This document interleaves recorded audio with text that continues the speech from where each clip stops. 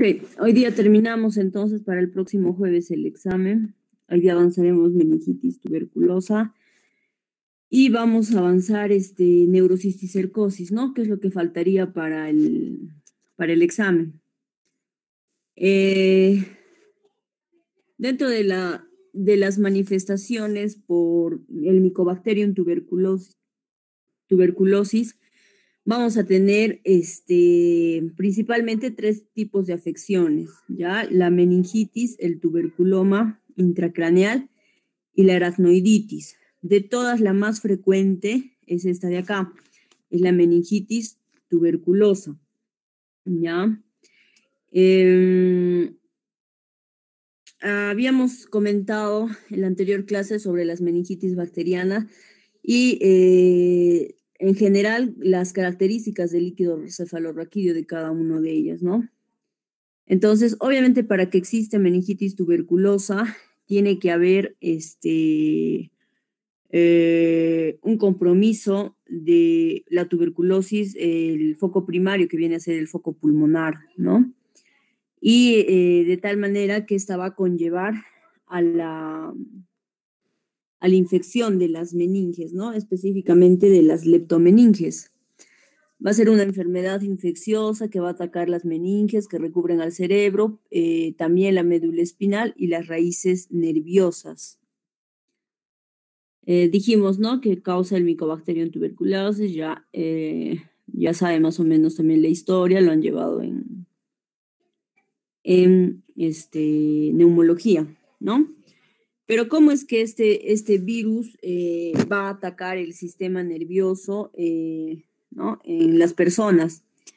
Ustedes, cuando hablamos de tuberculosis y hablamos del compromiso del sistema nervioso, vamos a tener lo que es la basilemia, ¿ya? Que se va a dar después de una infección primaria, vuelvo a comentar eso, y va a producir una reacción inflamatoria grande, ¿no? De tal manera que va a haber un compromiso de varias zonas de las estructuras del sistema nervioso. A ver, ¿qué más podríamos comentar en esta parte? La reacción que va a producir va a ser muy grande, va a haber una hipersensibilidad, ¿no? Con cambios inflamatorios, sobre todo a nivel de la base del cerebro, ¿ya? Pero no solamente ahí puede producir la inflamación, sino también puede formar, vamos a decirle, como masas fibrosas, recubriendo incluso los nervios craneales, ¿no? Todos los nervios craneales que ustedes comentan, específicamente los que tienen que ver con los movimientos oculares, ¿no? Por eso es que también la clínica que va a manifestar un paciente puede ser con una parálisis de nervios craneales. Pero además de esto, recordemos que también la patogénesis puede producir una afección de los vasos del círculo de Willis, ¿no? Lo que va a llevar a infartos, ¿no? Además de esto, unas vasculitis, ¿no? Es lo que habíamos mencionado para producir estos infartos, mediante los cambios inflamatorios que va a haber a nivel de los vasos, ¿no? Específicamente puede producir una arteritis, incluso flebitis también, ¿no? No solamente afectando arterias, sino también a venas, produciendo constricción, trombosis y por lo tanto también infartos, ¿no? ¿Qué características tienen los infartos que van a producir estos? Que generalmente van a ser pequeños, van a ser múltiples, van a ser bilaterales y con mayor frecuencia también puede ser el compromiso a nivel de los ganglios subcorticales o los ganglios basales, como tálamo, cápsula, afectando así las arterias lenticuloestriadas, ¿ya? Y la otra afección que sería es que podría producir una hidrocefalia, ¿no? Una hidrocefalia de tipo comunicante y no comunicante por la reacción inflamatoria también. Los factores de riesgo, siempre hay que tomar en cuenta contacto con personas con tuberculosis, ¿no? Personas desnutridas, personas con consumo de alcoholismo. Estoy en clases, no, vayan afuera, vayan, estoy en clases. Cierren la puerta. Alcoholismo, antecedentes de tuberculosis pulmonar u otros órganos. Asociación de la tuberculosis en pacientes con VIH-Sida, ¿no? Los pacientes con combinación con VIH y TBC, obviamente el riesgo de hacer la afectación va a ser del sistema nervioso va a ser mucho mayor, ¿no? Recuerden que el VIH va a ser un factor de riesgo, ¿no es cierto?, para tuberculosis del sistema nervioso central, sobre todo en pacientes que van a tener recuento de CD4 menor a cuánto. ¿Quién me dice? Infectología, ¿han llevado VIH? Todavía no, ¿no? No creo que hayan llevado. Pero recuerden que las infecciones en VIH, uno va a sospechar de alguna neuroinfección en relación al recuento celular. Entonces, como ahorita estamos hablando de tuberculosis, el recuento celular de la célula CD4 debe de ser menos a, ¿alguien sabe? 500, doctora. No, menos. A 100, doctora. 200, doctora. 200, doctora. A 100. ¿Quién la que me ha hecho 100 ha leído? Doctora, vi en un artículo, doctora, en que indica que los pacientes que tienen menos de 100 linfocitos de CD4 presentan más lesiones neurodegenerativas. Exactamente, ¿no? Y el paciente con VIH que tiene menor al CD4 menos de 100 está relacionado a este tipo de neuroinfección, ¿no? Tuberculosis. ¿Quién me ha respondido? Yo, doctora, Doris. Doris Alejandra Huiza Flores. Ya, muy bien, Doris. Sí, ¿no? Entonces, menos de 100.000 células por microlitro, ¿ya? Eso es un dato que deben de ustedes considerar. Lo otro es que también lo que me deben de considerar es que todos los pacientes que hacen TBC, van a hacer TBC del sistema nervioso central. No todos, ¿no es cierto? Solamente del 1 al 5%, dice, se complican con tuberculosis del sistema nervioso central. Es importante que sepan ese porcentaje, ¿ya? Del 1 al 5%. Fisiopatología. Los enfermos de TBC pulmonar y laringe al toser producen gotitas de flush que forman núcleo con uno o pocos bacilos, que son los verdaderos vehículos de la transmisión, ¿no es cierto? La inhalación llega a los alveolos, por lo general de los lóbulos inferiores. Los bacilos son fagocitados por los macrófagos alveolares no activados. Es el estadio 1 de la patogenia. Hay liberación de citoquinas que a su vez atraerán a más macrófagos y monocitos que de nuevo fagocitarán los bacilos. Acumulación de monocitos y bacilos intracelulares, estadio 2 o de simbiosis, también conocido como fase de crecimiento, entre los días 7 y 21. Una necrosis tisular y de los macrófagos necrosis gaseosa, que es hacer el estadio 3, que hace que se cree un medio desfavorable para la multiplicación de los bacilos. Esto se produce alrededor de la tercera semana. Alrededor de la tercera semana coincide con la positivización del PPD. Parte de estos macrófagos alveolares pueden alcanzar vía linfática, los ganglios regionales, y desde ahí vía hematógeno al resto del organismo, principalmente por la patogénesis llamada basilemia. No se olviden de eso, ¿ya? Bueno, en general todos los lugares que puede comprometer, ¿no? La tuberculosis, no solamente cerebro, sino ustedes también hablan de riñón, peritoneo, epididimio, todo lo que ustedes ven ahí mencionando, ¿ya? Lo que quiero que recuerden es Mycobacterium tubercular, 3 formas de presentación: meningitis tuberculosa, tuberculoma intracerebral y aracnoiditis espinal, ¿ya? Eso principalmente. ¿Cómo se va a manifestar la clínica en estos pacientes? Igual que todas las meningitis, dolor de cabeza, a veces fiebre, pérdida de apetito, náuseas, vómitos y un síndrome de hipertensión endocranial, rigidez de nuca, convulsiones, compromiso de los nervios craneales, ¿no? Náuseas, vómitos y hay síndrome de hipertensión endocraniana, que generalmente va a estar asociado a la hidrocefalia, ¿no? Los signos que ustedes ya conocen. ¿Cómo voy a hacer el diagnóstico, el cuadro clínico, el antecedente epidemiológico, las características de las neuroimágenes y obviamente el estudio microbiológico? Entonces, ustedes ahí, ¿qué pueden ver? ¿Alguien se anima a dar una lectura a una hidrocefalia con una meningitis, ¿no es cierto? De característica de tipo tuberculosis, igual una meningitis de característica tuberculosa. Ahí que podemos ver, les decía que no solamente va a haber una meningitis tuberculosa, sino otra manifestación va a ser el tuberculoma intracraneal, ¿no es cierto? ¿Y qué son los tuberculomas? Van a ser, como ustedes pueden ver ahí, focos granulomatosas, conglomerados, que se van a desarrollar a partir de los tubérculos, ¿no? Coalescentes que van a ser adquiridos durante la basilemia diseminada, ¿ya? Eso que ustedes están viendo son los tuberculomas intracraneales. ¿Qué pueden ver acá? Pueden ver que pueden ser, acá hay múltiples, pero pueden ser también únicos, ¿no es cierto? Y la mayoría va a estar asociado a un edema perilesional, además de tener esta característica en anillo, ¿no? O imagen de dona le llaman. Y es importante esto porque ¿qué diagnósticos diferencial? Hemos comentado, creo ya con los del grupo de práctica. Acá hay un montón para hacer diagnóstico diferencial. ¿Qué diagnóstico diferencial? Alguien que me diga, doctora, uno solo del grupo, a ver, de forma rápida puede decirme qué diagnóstico diferencial, pero les puedo preguntar en el examen, ¿no? Hemos hablado del tuberculoma, tuberculosis. ¿Cuáles serían tus diagnósticos diferenciales en esta patología? ¿No? ¿Qué podría ser? A ver, alguien de mi grupo de práctica, si no recuerdo, con el primero o segundo grupo hemos hablado de esto.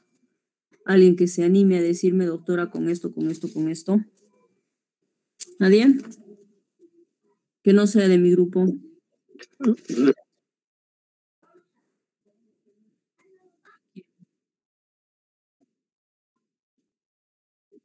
Ya.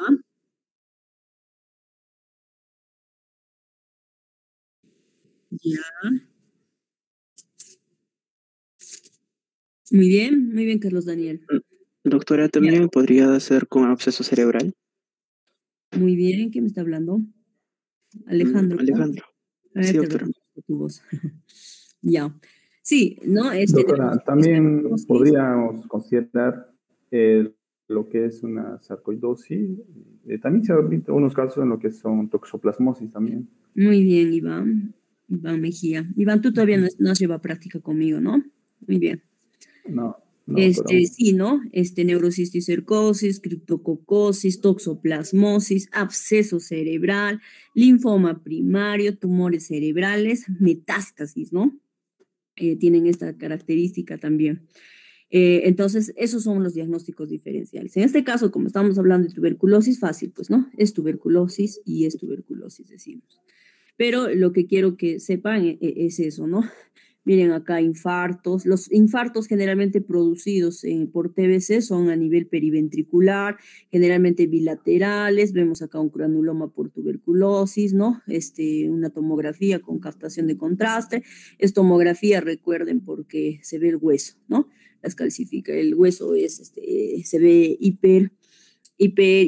hiperdenso, ¿no?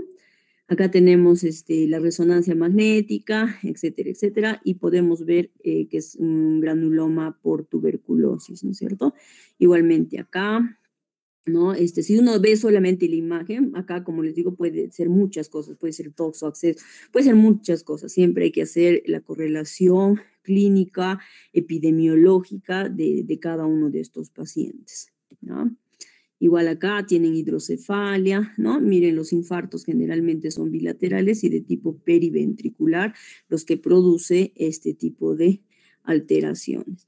Entonces, para el diagnóstico, aparte de la neuroimagen, aparte de la clínica, aparte de todo el cuadro que uno puede tener, tenemos pues el examen de líquido cefalorraquídeo, el ADA, ¿no? Que también se hace en líquido cefalorraquídeo, y cultivos para beca en líquido cefalorraquídeo, el Lowenstein-Mott, ¿no? Que es sensibilidad a drogas por observación microscópica. Esta última no la hacemos acá en Cusco, nosotros hacemos el estudio y lo derivamos a Lima, ¿no? Y ahí tenemos el diagnóstico. Obviamente hacemos otros estudios como baciloscopías en jugo gástrico, orina, heces, esputo, PPD, ¿no? Cómo se previene, ya saben, ¿no? De las complicaciones, al menos del tipo meningitis TBC y TB miliar, con la vacuna BCG, ¿no? Y el tratamiento, generalmente es 1 año a 2 años, ¿ya? Cuando hay tuberculosis del sistema nervioso central, el tratamiento va a oscilar entre 1 a 2 años. ¿De qué va a depender? Va a depender de la clínica y de la evolución neuroimagenológica.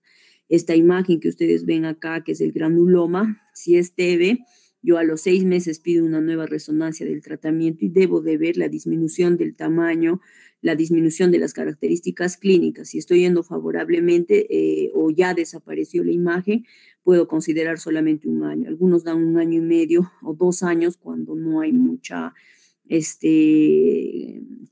mejoría, ¿no? Neuroimagenológica y clínica en estos pacientes, ¿ya? ¿Qué más podrían considerar acá? Obviamente el diagnóstico definitivo, ¿cómo lo tendría que hacer yo? Tendría que hacer una biopsia con aguja, ¿no? Se llama biopsia esterotáxica, se llama, ¿no? Que va a consistir en sacar obviamente un pedazo de ese tejido y hacer un estudio histopatológico y ver la tinción y el cultivo para bacilo ácido resistente, ¿no es cierto? Las características del líquido cefalorraquídeo, ¿qué dijimos? ¿Quién me dice? En tuberculosis, ¿cómo es si hacemos una punción lumbar? ¿Qué pensamos encontrar en una meningitis tipo tuberculosa? Doctora, buenas noches. Disculpe, por ejemplo, cuando se hace un examen de LSR como un estudio para ver tuberculosis, vamos a ver que los glóbulos rojos más o menos están entre 100 a 500, principalmente a predominio linfocítico. ¿Glóbulos rojos? No, perdón, glóbulos blancos, doctor. No ya. rojos. Luego vamos a ver una concentración de ¿Cómo se proteína llama de eso que tú me estás diciendo, Mirko? Doctora, Cuando hay disculpe. aumento de la celularidad, ¿cómo se llama médicamente hablando? El Una aumento. leucocitosis. No. Leucocitos sería en sangre. Pero si yo hablo en líquido cefalorraquídeo, tiene un nombre. Está muy bien lo que me estás diciendo, solamente te lo digo para que sepas manejar los términos adecuados. Se llama pleocitosis.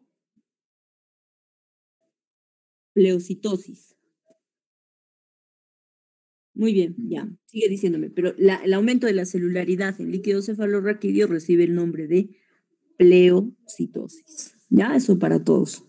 Pleocitosis de 10 a 100 células por microlitro, ¿verdad? ¿Con predominio a dónde? Linfocítico, doctor. Muy bien, predominio de linfocitos. Con glucosa. Menor de 45. Disminuida, muy bien. Y de proteína, concentración proteica de 100 a 500. ¿Y a eso cómo se llama?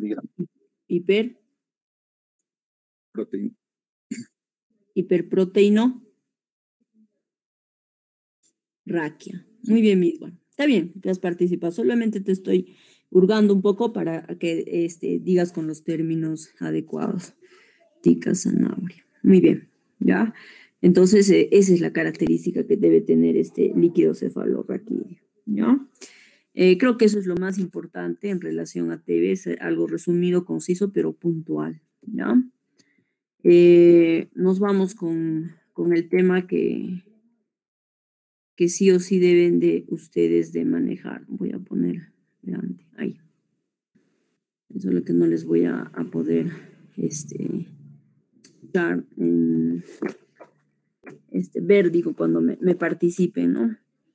Entonces, como acrónimo, un minutito. Me están escribiendo de manera urgente. Ya, no importa.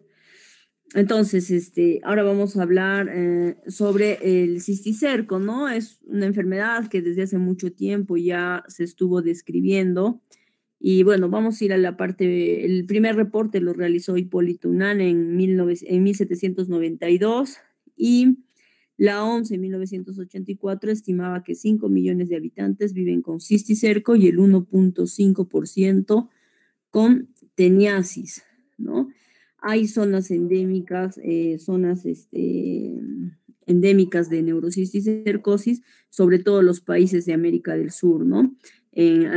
Hablando a nivel de América, no se libra México de la cantidad de neurocisticercosis que pueda existir. En el Perú, la zona central y la zona de la sierra, ¿no? Es la zona más afectada. Pero ¿cómo yo me infecto? ¿Quién es el culpable? ¿Quién tiene la culpa? ¿El cerdo, el hombre? ¿Quién la tiene? Alguien que me pueda decir que ha leído algo de neurocisticercosis y me os pueda dar un resumen conciso de cómo se va produciendo. ¿Es el cerdo directamente el que tiene la culpa o será quién? El hombre, ¿no? ¿El hombre? El hombre tiene la culpa por ir a comer cosas contaminadas con huevo de cisticerco, ¿no? Entonces es causada por la etapa larvaria, ¿no? ¿Eso cómo se llama? El metacesto, ¿no? De la tenia del cerdo, ¿no? Y ustedes van a tener ¿cómo se llama esto? Esto, ¿no? La infección. No es lo mismo cisticerco con teniasis, ¿no? Teniasis se refiere más a un tema de localización a nivel intestinal y va a estar asociado al parásito adulto, mientras que el cisticerco se refiere a la etapa larvaria o metacesto de la tenia del cerdo, ¿ya? Y es el cisticerco lo que se va a ir a ubicar al nivel del sistema nervioso, ¿no? Tenemos el huésped definitivo, teniasis, alberga el parásito adulto, el hombre, y el huésped intermediario está considerado el hombre y el cerdo, que alberga la forma larvaria, que se llama cisticercosis, ¿no? Entonces, no es porque yo consuma carne de cerdo, ¿no? Sino es por la ingesta de los huevos o proglótides del cisticerco, ¿no es cierto? Que va a ir primero en mi intestino y luego, obviamente, por vía sanguínea a los demás tejidos. Vale mencionar sistema nervioso, músculos estriados, ¿no? Como corazón, y también ocular, ¿no? A nivel ocular, ¿dónde se localiza el cisticerco? ¿Quién me dice? Se puede estar, doctor, en el espacio del humor vítreo o subretiniano, cámara anterior más que todo. Ya, muy bien, Midward, ya te estoy conociendo. Pero también se puede ubicar en la retina y en los músculos extraoculares. Ya, muy bien, Gitzi, ya. Entonces, más o menos en forma breve y resumida, es eso lo que vamos a tener. Miren, la teniasis intestinal del inmenso, ¿no? Los malos hábitos de higiene, ¿no? Que mal lavado de las verduras que nos pueden llevar a la infestación sería, ¿no? Recuerden que infección es cuando ingresa una bacteria, virus, pero hablamos de infestación cuando ingresa un parásito, ¿no? Entonces, en este caso estamos hablando de la infestación y las localizaciones en los diferentes puntos, ¿no? Ocular, músculo estriado, músculo, miren, músculo cardíaco, ¿no? Y también nódulos que pueden producir a nivel subcutáneo, esto se ve, ¿no? No sé si están llevando dermato, pero esto sí se ve. Yo he visto, sobre todo donde lo he visto, yo trabajé un tiempo en Abancay, y en Abancay he visto pacientes así, ¿no? Lo voy a agrandar un poquito, así, ay, no, está detrás, con estas lesiones, ¿no? Nodulares, que obviamente pueden ser otras cosas, ¿no es cierto? Pero en Abancay, pues muy frecuente poder encontrar estas cosas. Prácticamente todas las estructuras, sistema nervioso central, encéfalo, médulo, ojo, corazón, músculo esquelético y tejido celular subcutáneo. Nos enfocamos en el neurocisticercosis. Y acá que tenemos toda la evolución del neurocisticercosis, ¿no? Desde la fase inicial a la fase degenerativa y las fases no viables, ¿no? La fase inicial donde nosotros vamos a ver el famosísimo escólex, ¿no es cierto?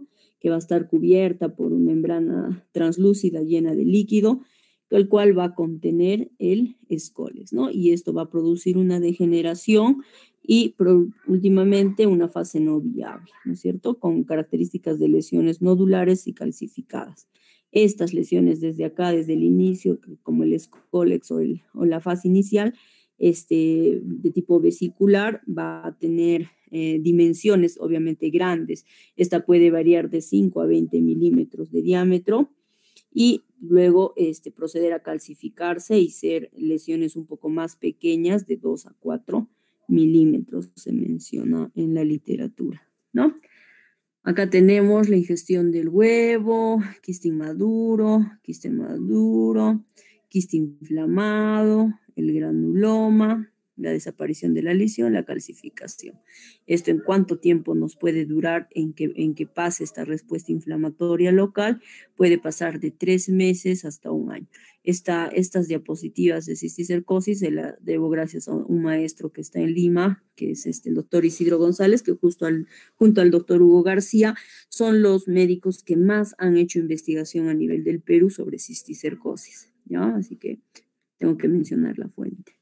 Las neurocisticercosis, entonces ustedes pueden ver acá que muy independientemente de la clínica, las neuroimágenes nos han ayudado muchísimo para nosotros poder hablar sobre neurocisticercosis. ¿Y qué debo de yo saber en neurocisticercosis? Son las presentaciones intraparenquimales y las extraparenquimales. Intraparenquimales, ustedes ya recuerdan todo lo que es parénquima, lóbulo frontal, parietal, occipital, temporal, etc. Y las extraparenquimales vamos a hablar de 3 tipos de presentación: la intraventricular, la subaracnoidea y ¿cuál sería la otra? Medular. Medular o intraespinal, ¿no es cierto? Entonces recuerden esas presentaciones. Hablamos de neurocisticercosis intraparenquimal, neurocisticercosis extraparenquimal, pero cuando hablamos de que hay compromiso de ambos, vamos a hablar de un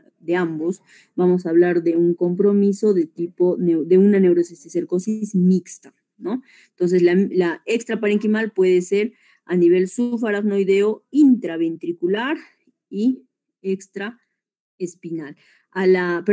Intraespinal o intramedular. A la subaracnoidea también se le conoce con el nombre de racemoso, por la presentación como racimo de uvas que va a localizarse, ¿no? Pueden ser únicas, múltiples, ¿no? Como acá ustedes podrían ver acá, o pueden ser también quistes gigantes, ¿no? Puede haber desde quistes pequeños hasta quistes grandes, ¿no? Gigantes. Obviamente, dependiendo de la localización, dependiendo del tamaño y del número, va a depender el tratamiento y las manifestaciones clínicas, ¿no? A nivel de la médula espinal, que va a producir, obviamente puede producir una mielitis transversa con nivel sensitivo, paraparesia, dependiendo del nivel en el que está afecto. Y obviamente si es a más cortical, tiene más derecho a hacer convulsiones, crisis epilépticas, producir, si tiene por una obstrucción también, producir hidrocefalia, náuseas, vómitos, y tener esa manifestación, ¿no? Entonces acá es ventricular, subaracnoidea y acá falta la intraespinal o intramedular, ¿no? Parenquimal, ventricular, subaracnoidea, y bueno, acá tienen toda la parte para que reconozcan, ¿no? ¿Cómo hablamos ahora de la clasificación? Dijimos viable y no viable, ¿no? Vesicular, coloidal, granular, calcificado. Etapa viable, etapa de degeneración y etapa no viable, ¿no? Doy tratamiento en las etapas viables y no doy tratamiento en las no viables. Las viables contienen líquido cefalorraquídeo, mientras que las no viables no contienen líquido, ¿ya? Eso para que ustedes tomen en cuenta. Número de lesiones puede ser única, menos de 20 a 50 y más de 50. Tamaño de la lesión, menos de 30 milímetros y más de 30 milímetros. ¿Por qué me importa el tamaño? Porque justamente los que son grandes, más de 3 centímetros, van a hacer tratamiento quirúrgico, los quistes inmensos o gigantes, ¿no? Entonces, para yo poder derivarlo a neurocirugía, ¿no? Hay que tener en cuenta la ubicación clínica, obviamente los que están a nivel de tronco, médula espinal, al menos los que están en tronco, ¿no? Son los de alto riesgo e incluso son los que se contraindica para el tratamiento antiparasitario, ¿ya? Eso para que ustedes tomen en consideración. Vamos a ver. Manifestaciones, muchos también pueden ser asintomáticos, ¿no? Pueden tener cefaleas, crisis epilépticas, mareos, náuseas, vómitos. Va a depender del número, tamaño, ubicación, que es lo que ya les estaba mencionando. Esto es un electroencefalograma de un paciente con crisis epilépticas, ¿no? Descarga paroxística normal. Pero además de eso, de la clínica que yo les comento, nosotros hablamos mucho de los síndromes, ¿no?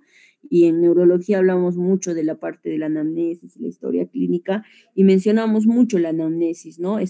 Los síndromes, ¿no? Síndrome epiléptico, síndrome cefalálgico, síndrome de hipertensión endocraniana, síndrome psíquico, síndrome meningio, síndrome de nervios craneales, síndrome autoquiosmiático, síndrome encefalítico, síndrome medular. Entonces, esto es importante, ¿no?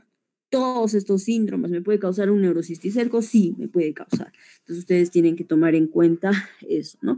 ¿En qué se va a caracterizar un paciente psíquico, doctora? Sí, hay pacientes con confusión demencial, alucinaciones, ¿no? Sobre todo los que tienen neurocisticercosis subaracnoidea basal con hidrocefalia o ubicación en el lóbulo frontal, te puede dar un síndrome psíquico, ¿no? Y a veces uno confundir con otro tipo de demencia, o otro tipo de enfermedades, ¿no? ¿Cuál es la enfermedad que me hace demencia progresiva rápida o deterioro cognitivo rápido, progresivo? ¿En qué enfermedad yo pienso? En enfermedad de Priones o de Creutzfeldt-Jakob, ¿no?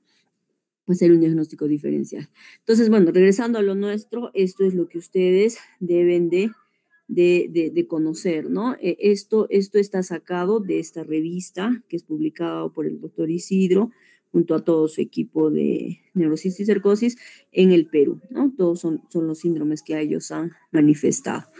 Entonces, vamos a encontrar la parte clínica, la parte de la neuroimagen, pero también tenemos que tomar en cuenta el diagnóstico serológico, ¿no? Serológico, ahorita vamos a hablar de eso. El tratamiento va a depender, como les decía, ¿no? En relación al tratamiento, a la prueba serológica más importante, y es lo que tienen que ustedes conocer, y es pregunta, ¿cuál es el diagnóstico serológico más importante para para neurocisticercosis? Western blot.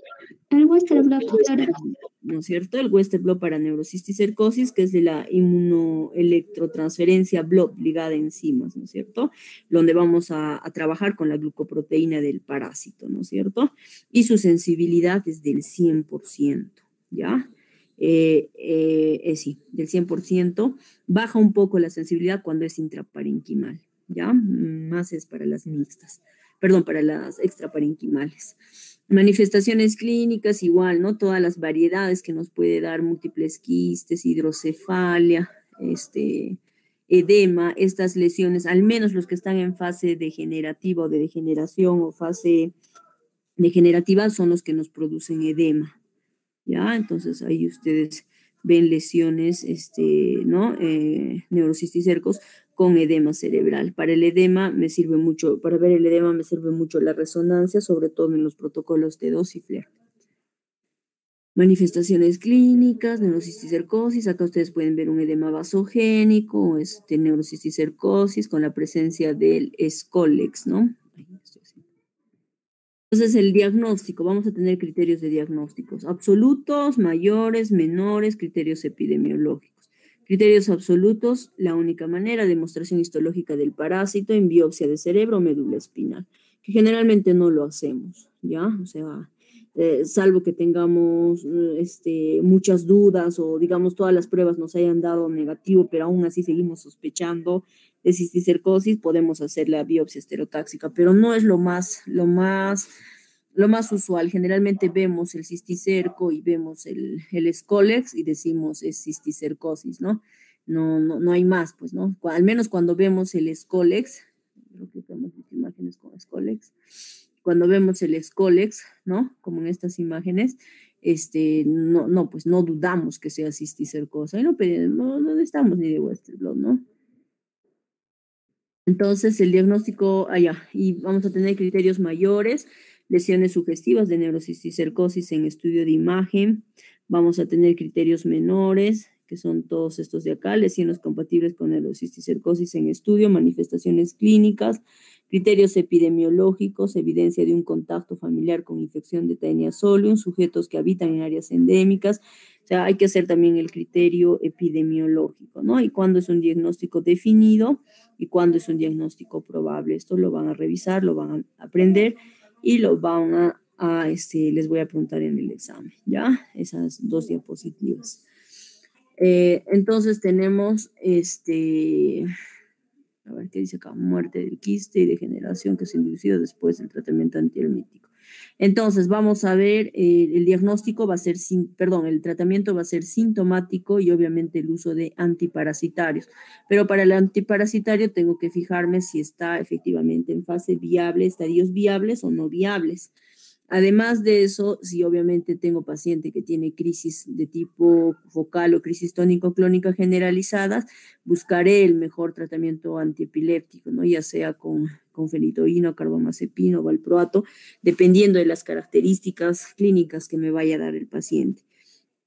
Asintomático no necesita tratamiento, ¿no? Si hay dolor de cabeza, pues puedo utilizar antiinflamatorios, analgésicos, pero donde me voy a enfocar es en el tratamiento antiparasitario, ¿no? Entonces ahí ustedes tienen las fases iniciales, fases degenerativas y fases no viables del cisticercosis. Donde produce más edema y más riesgo de convulsión son en las fases de degeneración, ¿ya? Por eso lo rojito, más que se va degenerando, más reacción inflamatoria y más edema también, y más convulsión y más dolor de cabeza y más sintomatología en el paciente que cuando está en los estadios, en los extremos, ¿no? Eso para que sepa. Bases de rutina, Western blot para cisticercosis, tomografía, resonancia no sirve, resonancia cerebral o de espinal, radiografía de partes blandas, si vemos nódulos subcutáneos, por ejemplo. Importante la ecografía ocular, fundoscopía por el oftalmólogo, en el sentido de ver que no haya neurocisticercosis ocular, que es una contraindicación también para el tratamiento, ¿no? Ya les estoy hablando hasta el momento, 2 contraindicaciones. Uno, que dijimos a nivel del tronco, ¿no es cierto? La presencia del cisticerco a nivel del tronco. Otro a nivel del ocular, otro sería embarazadas también, ¿no? Ya mientras vamos desarrollando ya les voy mencionando las características en la resonancia magnética de cada uno, ¿no? En T1 cómo se ve la calcificación.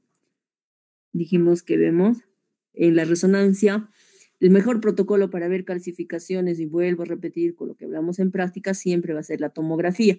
En la resonancia la calcificación se ve hipo, ¿no? Excepto en el T1, que un poquito lo puedes ver hiperseñal. Sigues viendo hipo, pero por el edema a veces puede captar no puede haber un poquito de hiperseñal, ¿ya? Pero más o menos estas serían las características de cómo se va viendo en la resonancia magnética las neuroimágenes según la característica, ¿no? Creo que esto es lo mismo, sí, es lo mismo que pusimos en las anteriores. Tratamiento, diagnóstico diferencial, viabilidad, número de lesiones. Deme un minuto, por favor. Aló, Carol, dime. Doctora, buenas noches, ¿cómo está, doctora? Tengo novedades de su documento, ha aparecido en mesa de parto. Me han enviado la fotografía al WhatsApp. Ok, ¿cuál es el procedimiento que debo seguir? Ya he coordinado con la señora de allá y le dije que mañana temprano a primera hora lo derive ese documento a la señora María. Yo le voy a estar también dando aviso a ella, aunque está ahora mismo, para que esté atenta a la recepción y ella comience con el trámite de pago, doctora. Ya, entonces, ¿yo qué hago de mi parte? ¿Algo, nada? ¿Ustedes lo van a solucionar? No, nada, porque como el documento ya apareció en allá, yo no sé la verdad cómo han hecho aparecer, pero bueno, eso es lo que me han notificado en el WhatsApp. Ok, ya Carol, me alegra mucho que sea solucionado. En todo caso, de mi parte queda ya no hacer nada y simplemente esperar el depósito, ¿verdad? Exacto. Okay. Yo voy a estar pendiente, doctora, para que, bueno, pase cuanto antes. Por favor, Carol. Por favor, excelente. Muchas gracias, Carol. Nada, doctora, hasta mañana. Hasta mañana. Bueno. Era urgente, había un problema que surgió de último minuto, pero ya lo han solucionado. Entonces, tratamiento contraindicado, ocular, en tronco encefálico, intramedular y cuando hay encefalitis neurocisticercósica, ¿ya? son los contraindicaciones. Obviamente el embarazo, la lactancia, cisticercosis ocular, lesión viable en zona crítica. Recuerden la lesión en nivel del tronco cerebral y médula espinal, hay que referir al centro de mayor complejidad. Lo otro que deben de saber es de que el tratamiento de neurocisticercosis no es urgente y no es de emergencia, puede esperar. Por eso es que en la embarazada no se desespera y ya tiene que iniciarles. Va a convulsionar la paciente, sí puede convulsionar por la presencia de múltiples lesiones, pero no es una emergencia que yo le inicie el tratamiento antiparasitario. Puede esperar a que ella dé a luz todo y recién darle el tratamiento antiparasitario, sobre todo por la teratogenicidad que puede producir el antiparasitario, ¿ya? Lesión única, parenquimal, siempre hacer el diagnóstico diferencial con otras parasitosis, metástasis de foco, generalmente del quiste de tipo hidatídico también, ¿no? Granuloma cerebral tuberculoso, ve el diagnóstico diferencial, lesiones subaracnoideas, recordar MEC viral, criptococócica, carcinomatosa, paquimeningitis, lesiones no parasitarias como quistes subaracnoideos, que son no parasitarios, que también puede haber. Entonces, el tratamiento no es de emergencia, controlar las molestias, completar estudios previos al tratamiento antiparasitario, evaluación por neurocirugía de ser necesario, si hay hidrocefalia o el quiste mide más de 3 centímetros. Hay que hospitalizar a los pacientes por la respuesta antiinflamatoria que producen esta y controlar y monitorear, ¿no? Que no hagan una reacción antiinflamatoria, sobre todo a los que tienen hidrocefalia leve, que no son quirúrgicos, pueden tener una hidrocefalia obstructiva mucho más compleja y ser realmente candidatos en ese momento, después del inicio del antiparasitario, para el tratamiento quirúrgico. Entonces hay que tomar en cuenta. El tratamiento debe ser hospitalizado y debe ser durante un tiempo de 10 a 30 días, según el número y la localización del cisticerco, y debe de tener un seguimiento. Generalmente se sugiere a los 3 o 6 meses. O sea, no esperes darle el antiparasitario inmediatamente si tenías quistes viables y hacerle una resonancia a los 7, 10 días o terminando nomás el tratamiento, esperar alguna modificación. No, generalmente se espera de 3 a 6 meses para hacer un control del neurocisticerco, ¿ya? Tratamiento sintomático, pacientes sin historia de crisis, con historia de crisis. Sin historia de crisis no requiere tratamiento antiepiléptico de tipo profiláctico, solamente pacientes que tienen crisis epiléptica, siempre se tiene que medir el riesgo de recurrencia. Los últimos conceptos de epilepsia han cambiado. Cuando hablemos de epilepsia vamos a hablar, ¿no? Antes se decía más de 2 crisis no provocadas en más de 24 horas es epilepsia. Hoy en día basta que tengas una crisis, pero tú mides el riesgo de recurrencia alto con la presencia de una lesión a nivel cerebral o un electroencefalograma normal, yo ya puedo hablar de epilepsia, ¿ya? Los conceptos últimamente han cambiado. Entonces, lo que quiero decir acá es que si el paciente tiene una sola crisis y tiene cisticercosis, lesiones, hay riesgo de recurrencia. Por lo tanto, yo inicio tratamiento anticonvulsivante. No tanto, si hay sin historia de crisis, no es necesario iniciarle, ¿ya? Paciente con crisis repetitivas o estado convulsivo también, obviamente, tengo que manejar, ¿no? Hay pacientes que tienen neurocisticercosis y de pronto debutan con un estatus epiléptico o un estado convulsivo. Pacientes gestantes o madres lactantes, se debe mantener la droga antiepiléptica durante la gestación o lactancia por el riesgo de la crisis y mayor complicaciones durante esta etapa. Se debe añadir ácido fólico como suplemento y debe ser evaluado por neurólogos especialistas en epilepsia y mujer. Bueno. Manejo, podemos utilizar fármacos antiepilépticos como fenitoína, carbamazepina, ácido valproico, fenobarbital, y esas son las dosis que se da por miligramo, kilogramo, peso, ¿no? Retiro de droga antiepiléptica en pacientes sin crisis. Bueno, eso es lo que vamos a ir manifestando. Lo otro es de que antes del inicio antiparasitario, el tema del tratamiento de corticoterapia es muy importante. ¿Y qué utilizo? Utilizo la dexametasona, incluso puedo llegar a 8 miligramos por día, que debe de iniciarse al menos un día antes de indicar el tratamiento antiparasitario y debe permanecer durante la administración del antiparasitario y obviamente reducir gradualmente para evitar el síndrome de Cushing, que eso se lleva en endocrinología. Pero además de eso, quiero que recuerden que la dexametasona, la dosis que se emplea para neurocisticercosis es de 0.2 a 0.0 miligramos por kilogramo día, ¿ya? Bueno, vamos a ver que la bajada debe de ser progresivamente, ¿no? ¿Qué tenemos acá? Tenemos acá, a ver, el uso de esteroides, no hubo diferencia estadística, el grupo de dosis, 32, bueno, algunos utilizaron 6 miligramos por día, 8 miligramos día. Hoy en día lo que nosotros manejamos es la dosis, y ustedes lo van a encontrar seguramente en el Continuum o en el Up to Date, la dosis de 0.2 a 0.4, ¿ya? Si nosotros vamos yendo en esta proporción, es la manera como uno debe de ir bajando durante todo el tiempo de tratamiento, ¿no? Ahí tenemos un esquema 1 y un esquema 2 de cómo utilizar la dexametasona, ¿no? Mañana, tarde y noche, duración un día antes, de ahí 8 miligramos por 14 días, luego vamos bajando a 6, 4, 3, 2, 1 y 0.5. O acá también tenemos otro esquema, ¿no? Para utilizar también la corticoterapia en estos pacientes, ya son esquemas que se utilizan. ¿Cuáles son los manejos quirúrgicos? Por ejemplo, la lesión intraparenquimal gigante, dijimos más de 3 centímetros, ¿no? Lesión extraparenquimal ventricular. Los que son de tipo intraventricular, hay nuevas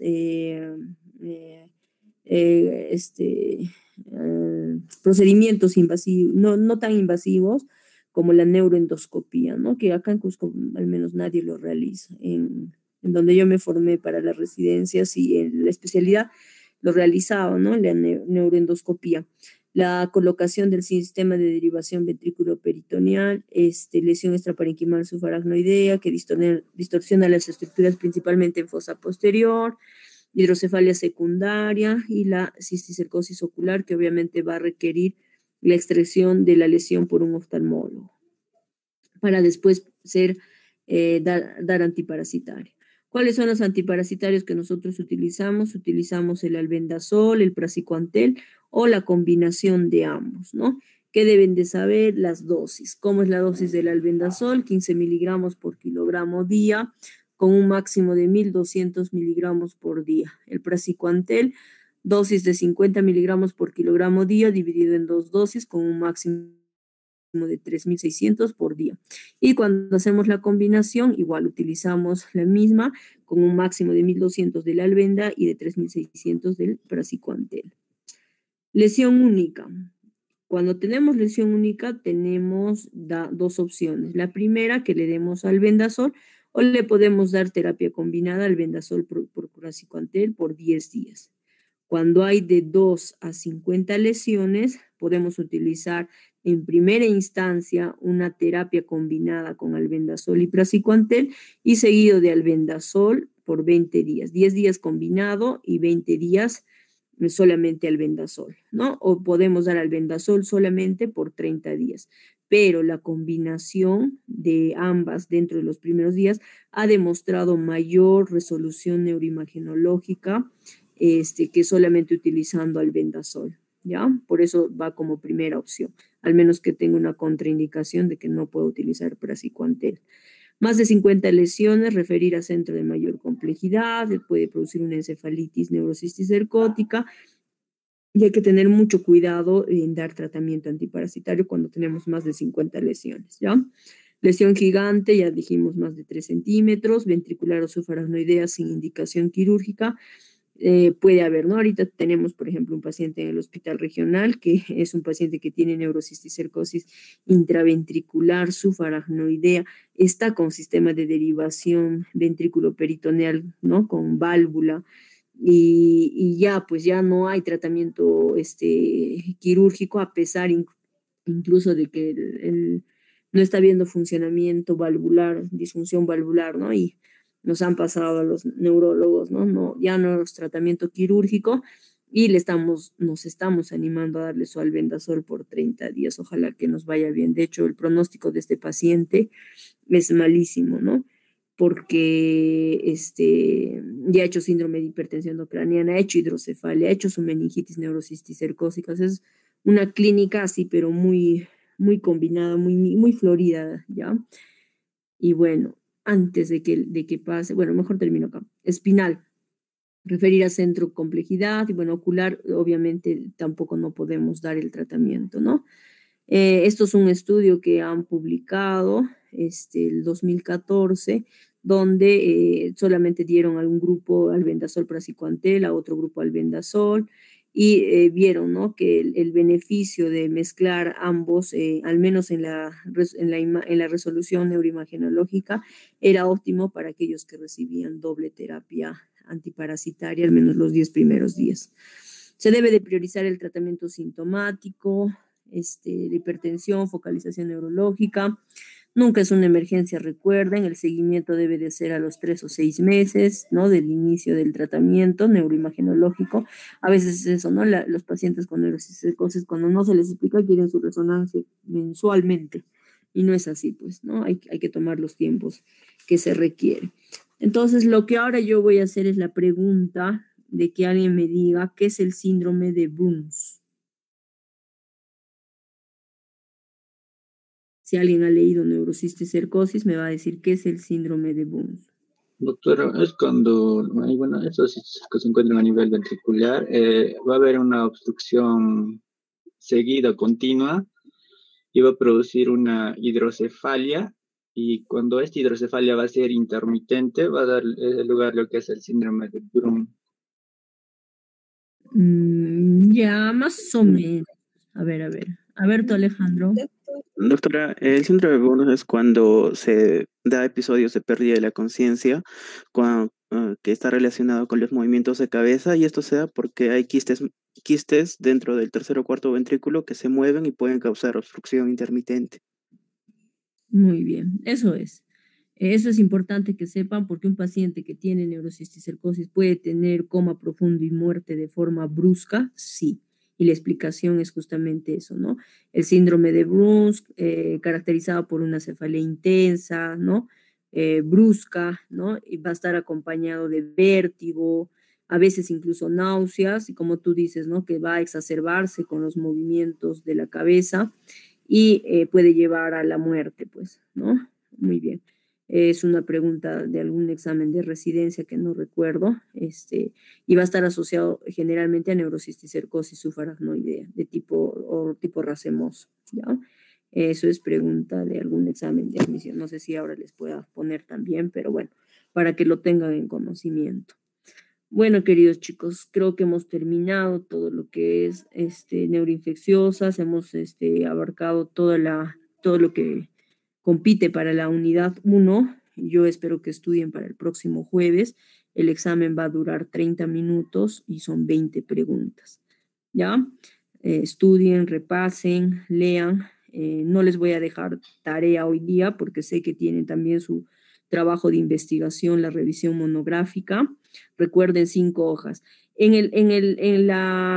lo que coloqué en la página, en el aula virtual, les puse caso clínico o monografía. También me pueden hacer el caso clínico, pero ustedes descríbanlo, háganlo en Word, o sea, si lo encuentran en PDF, ustedes pasen a Word, o sea, dense esa chamba de hacer realmente la revisión del caso clínico o la revisión de cualquier tema de la unidad 1, ¿ya? No más de 5 hojas. El examen, vuelvo a repetir, 30 minutos, 20 preguntas. Lean bien, y son todos los temas que hemos abarcado, nada diferente a ello, ¿ya? No sé si hay algo más para ya despedirnos y vernos. Bueno, en realidad, ustedes ya el próximo jueves yo voy a dejar, obviamente, el examen ya programado para las 6 de la tarde del próximo jueves. No sé si hay algo más, Gipsy, que comentar. Doctorita, ¿no podría subir las diapositivas, por favor? Ya, estas diapositivas son un poco grandes, así que te las voy a pasar a tu WhatsApp, Gipsy, y por favor pasas a todo el grupo, ¿ya? Gracias, doctora. ¿Algo más? Creo que no hay nada más, Liz, Grecia. Nada. Doctorita, disculpe, por interno los chicos me estaban pidiendo al grupo si nos podría dar de repente 5 minutitos más para el examen, por favor. 5 minutitos más. 2 minutos más, 32 minutos, ni para ustedes ni para mí. ¿Les parece? Está bien, doctora. Ya. 32 minutos, 2 minutos de regalo. ¿Está bien? Gracias, doctora. Ya. Entonces nos vemos el próximo jueves. Espero no tener ningún aplazado, ningún jalado. Y bueno, estudien. Muchas gracias.